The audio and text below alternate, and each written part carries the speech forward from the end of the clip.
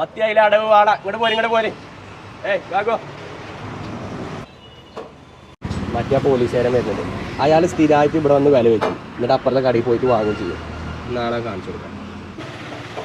ഈ പുഴ ആ 360 ചെങ്ങായിക്ക് എന്ത് വില പറയണേ? അതിന് കൊടുത്താൽ നമുക്ക് മുതലാകുമോ? അയാൾ ഇവിടുന്ന് വാങ്ങൂലെന്ന് വെച്ചാൽ അത്ര കുറപ്പാണ്. അയാൾ അപ്പത്തന്നെ വാങ്ങുള്ളൂ. ഓൻ ഇനി മേലാക്ക് അവിടുന്ന് വാങ്ങിയത്. ഇനിയിപ്പോൾ ഓൻ അവിടെ പോയിട്ട് കച്ചറ ഉണ്ടാക്കും. കാരണം എന്താ, ഓനക്ക് ഈ വിലക്ക് കൊടുത്തു കഴിഞ്ഞാൽ മുതലാവില്ല. പുഴവളം എന്താ പുഴവളം 400 രൂപ. സ്ഥിരം വാങ്ങണ ചിന്ത തന്നെ ചാമ്പാൻ നിൽക്കല്ലേ? അപ്പുറത്ത് 350 ഉറുപ്പ ഉള്ളൂ. ഓല് നിങ്ങളെ വെറുതെ പറഞ്ഞ് പറ്റിച്ചാണ്.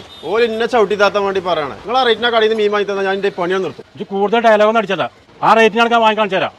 എന്നിട്ട് ഞാൻ വരുന്നുണ്ട്. ആ പോലീസുകാരുടെ റിട്ടം വരുന്നുണ്ട് കേട്ടോ. ഞാൻ ആ വിലക്ക് വെച്ച് എന്താ ചെയ്യാം?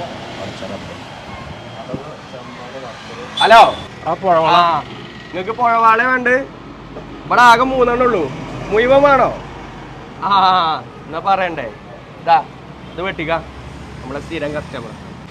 അത് ഓർഡർ ആയി സാറേ, നിങ്ങൾ അപ്പം തന്നെ വാങ്ങണ്ടേ. എൻ്റെ കളി നിന്നിട്ട് നടക്കൂല. മര്യാദക്കാ പറഞ്ഞ റേറ്റ് നിൽക്കാൻ മീമാട്ടോ. ഞാൻ അവിടെ പൊരിഞ്ഞ കച്ചറ ഉണ്ടാക്കിയിട്ടായി വരുന്നത്. സാറേ ഇല്ലാത്ത സാധനം ഞാൻ എങ്ങനെ തരിക? അത് ഓർഡർ ആയി. നിങ്ങൾ ആ സ്ഥിരം വാങ്ങണ കടയിൽ നിന്ന് തന്നെ ഇനി പോയി വാങ്ങിക്കോളി. ആ കടയ്ക്ക് ഇനി തിരിച്ചു തരാൻ പറ്റാത്ത കോലത്തിലാക്കിലടച്ച് അന്നെ ഏതെങ്കിലും കേസിൽ കുടുക്കിക്കോടാ.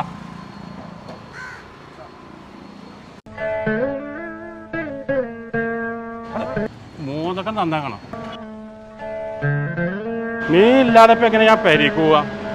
പെണ്ണുങ്ങൾക്കാണ് ഈ വിളിച്ചറിയും ചെയ്തു. ഈ നായനെ ഞാൻ ഇന്ന് എന്റെ മീനിന്റെ പൈസ എത്ര നല്ല വിറ്റുണ്ടായി വരുമ്പോഴേ ഒന്ന് വിളിച്ചാൽ അന്നെ കണക്ക് വൈകുന്നേരത്തെ ശരിയാക്കിയാ പോരെ. അയാളിനി അയാളെ കളിയാക്കി ചെറുക്കാൻ എഴുതിയിട്ട് എനിക്ക് ഇനിയും കിട്ടും. ഇപ്പൊ ഒന്ന് കിട്ടിയിട്ടുള്ളൂ. ഒന്ന് പോ, കണക്കൊക്കെ പിന്നെ ശരിയാക്കാം. പോടുന്നു.